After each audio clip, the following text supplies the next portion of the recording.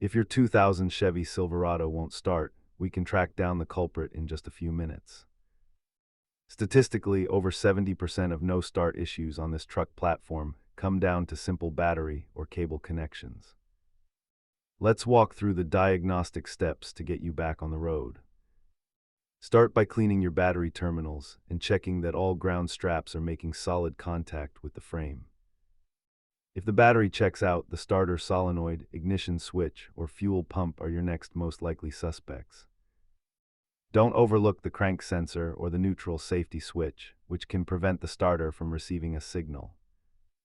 Replacing a starter motor is a manageable DIY job, but fuel pump replacement or ECU issues often require professional equipment. Repair costs can swing wildly depending on the part, with fuel pumps being the most labor-intensive repair on this list.